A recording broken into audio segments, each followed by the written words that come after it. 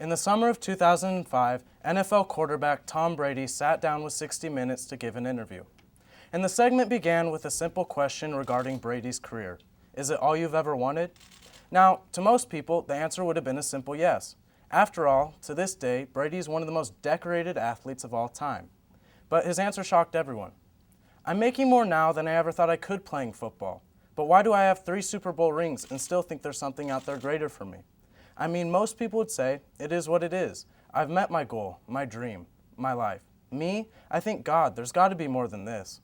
In seconds, Brady put into words the emptiness of a life lived for sports.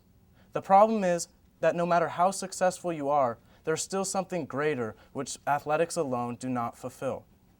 As Christians, we're called to live lives that are countercultural, and sports are no exception. Many are tempted to look at the emptiness of athletics and want to abstain from them, but there's obvious virtues that we miss out on if we choose to do this. The problem isn't with the games themselves, it's what happens when we prioritize them incorrectly. Therefore, it is my firm belief that Christian schools need to mandate their entire student body to play for their spiritual and physical well-being. The idea of combining school and sports isn't a new one. On the contrary, educators have used sports as a tool to teach their students lessons for centuries. The first culture to do so were the ancient Greeks, whose goal was to produce an educated man capable of withstanding the physical rigors of life in addition to interacting intellectually with the greatest minds of the city. Subsequently, in the year 300 AD, the early church adopted similar views with regards to athletics. Early fathers believed that the body was a gift that ought to be properly exercised, but as a form of entertainment, they were dangerous to the soul. However, in combination with academics, they were beneficial for young believers. Slowly but surely, the years passed and school and sports began to become more and more separated, until the year 1824, when the American educator Philip Lindsley brought the Greek ideals to the New World. Institutions from Harvard to West Point felt that the best way to raise up a young generation with virtue was by combining athletics, academics, and Christian faith. These institutions believed that the liberal arts and athletics were equally capable in nurturing the Christian faith, and America as a whole began to see the high capacity that sports had with relation to morality. Academic programs were expected to instruct students in the liberal arts with an emphasis on godly character, and to the extent that they had moral or educational value, physical activity or sports, in the hopes of producing good citizens and capable leaders. Today, sports have cemented themselves as an essential supplement to schooling, and whatever the motivation behind the games may be, schools show no signs of slowing down when it comes to competing against one another. Christian education is unique in that it is charged with nurturing students both intellectually and morally by developing them a worldview that puts Christ at the center. When paired with a healthy school, sports are the optimal place to create virtues in the lives of young people. At a fundamental level, the body is a gift which must be properly maintained, and by engaging in competitive sports, students take part in something beautiful, purposeful play. Play is a part of what it means to be human and fulfills us at a very basic level. Christian schools should feature sports teams as an integral part of their educational process so as to ensure that students are exposed to these desired virtues. When played correctly, sports are not a means of self-glorification, but rather an act of worship amongst individuals who seek to worship God with the talents that He has given them. By mandating that the entire student body play, we ensure that we raise up a young generation of virtuous men and women who live in communion with one another. Proverbs 22:6 states, "Train up a child in the way he should go, and when he is old, he will not depart from it." Athletics provide the perfect climate for producing Christ-like virtues in the lives of students. When paired with Christian schools face the charge of equipping young men and women both intellectually and morally. By implementing goodness at a malleable time in the lives of students, educators ensure that the lessons will not be short-lived. However, there are guidelines which must be followed to ensure that the programs are actually fruitful. The first being that athletic activities should never overshadow academic programs. As the Greeks believed, sports are meant to be a complement to the classroom, not overshadow it. Secondly, the school must have a uniform idea of what the purpose of the games is. The school should enter its teams in competitive contests, and while a win is desired, it is not the determinant of whether a team was successful or not.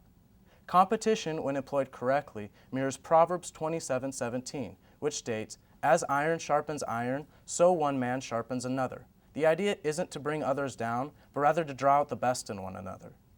Additionally, schools need to understand what play is, and play simply means enjoying the game for the game's sake. These two ideas pair perfectly with one another in that students constantly challenge themselves to do better and better so that they can enjoy the games more fully. Students should never participate with the sole purpose of winning a medal or a trophy, rather to honor Christ in all that they do. This isn't to say that teams shouldn't work or practice hard. On the contrary, work is a very necessary part of the game that needs to be there, but sports should not be centered around it. Play simply allows the focus to be taken off of temporal prizes and to be put back upon God and the gift of sports that He has given us. The idea of play is unique to man as evidenced by Genesis 2. In his original state, man is created to honor and glorify God. While there is work and he has responsibilities within the garden, it is only after the fall that it becomes tedious and burdensome. In his original state, man is supposed to labor and enjoy it. And in sports, we see the same combination of labor and pleasure. The Westminster Catechism states, man's chief end is to glorify God and enjoy Him forever. And by competing in competitive games, students fulfill both of these requirements. In seeking to honor Him first and foremost, students worship God. And by playing for the love of the game, athletes enjoy a good gift that He has given. The virtues which sports best produce are discipline and self-sacrifice, which lead toward community. Jesus Himself emulated these same traits while on earth. The prime example of discipline comes in Matthew 4.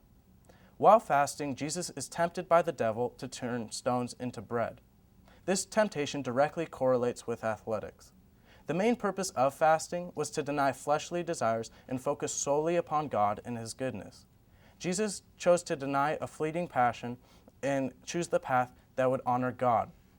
In the same way, students who wish to worship God with their sports must constrain themselves to this discipline. It would be easy to take full responsibility for any success on the field, but rather, athletes in the Christian school must make a constant acknowledgement that their talents are God-given and that any success they experience is a direct result of Him. Athletes who contain themselves to this discipline play the games better. When the purpose of playing becomes Christ rather than self, decision-making changes drastically. Naturally, others have a greater importance than personal gain. A team is at its best when those on the court or field serve a singular purpose that does not detract from the others. Just think of the human body. Both the arms and legs are extremities, and neither is higher than one another. While they are separate, they are each part of one body. The same is true with the sports team. While the team is comprised of many different players and each has a specific role, when these roles coincide, the team is at its best. Just as discipline leads to self-sacrifice, so self-sacrifice leads to community. By mandating the entire student body to play, we remove much of the elitism that has taken a foothold across the country.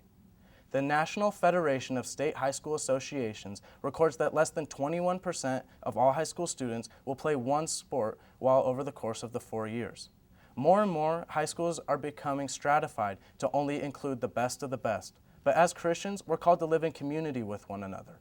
Everyone is part of the body, whether they are athletically talented or not. A Christian school begins to take on a Christ-like form when everyone in it stands in a desire to worship God. Still, there may be questions, perhaps the most obvious of which is, why should we require students with little to no athletic ability to play the games? And this brings up a good point. Each of us has a specific gift given to us by God, and to view us all as equals would be a great disservice to everyone involved. But I suggest we look at the story of a woman's offering to God as recorded by St. Mark in chapter 12. This story records how God cares more for the heart than the quality of a gift. Many rich people threw in large amounts into the treasury, but a poor widow came and put in only 2 very small copper coins, worth only a few cents. Jesus saw this and called His disciples to Him and said, "Truly I tell you, this woman has given more than everyone else. They gave out of their wealth, but she in her poverty gave everything, all she had to live on. Just as the woman had little, yet gave all, so too should those with little talent play the games. Students can still worship God despite meager ability if they have the proper mindset of honoring Christ in all that they do. It would be counterintuitive of the body to deny all its members to worship. If we are the body, and being in the body has obvious merits, then all parts of the body should be allowed to access these merits. It is the duty of community to help compensate for that individual's shortcomings. Still, it's important to note that students will not be required to play on every single sports team over the course of the 4 years, just 2 times over their stay in the high school. This is to ensure that students are exposed to the desired traits. Once they've met this requirement, they're free to either continue or choose a different avenue with which to honor Christ with their time. Still, others may say the reforms which I have proposed are too hard to be done in real life and are idealistic by their very nature. But just because a thing is hard doesn't mean we shouldn't attempt it. Striving to become more and more like Christ is a worthwhile endeavor, whether in the context of everyday living or pursuing Christ through virtues in athletics. Christians know that they'll never be perfect, but we pursue godliness anyways. Why should sports be any different? We could talk for hours about why school and sports should be combined, but at the end of the day, if reforms are not made, the discussion means nothing. Christians need to exhibit the virtues that are missing from the world around them, and discipline and self-sacrifice clearly lack in society today. The Centers for Disease Control and Prevention record that 40.7% of the births in the United States are to unmarried women, and that 1 in 3 children, nearly 15 million total, are raised without a father. Now, it's important to acknowledge that there are special circumstances, but the general trend is clear.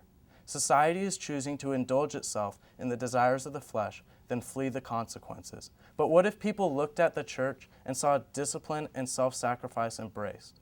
What if they looked at the body of Christ and saw a young generation that exhibited these principles? By integrating sports into school, educators ensure that the lessons they teach will become ingrained habits, stretch beyond the classroom, and benefit students for years to come. As Christians, we're called to be the light of the world. It's time to use our sports to do so. Thank you.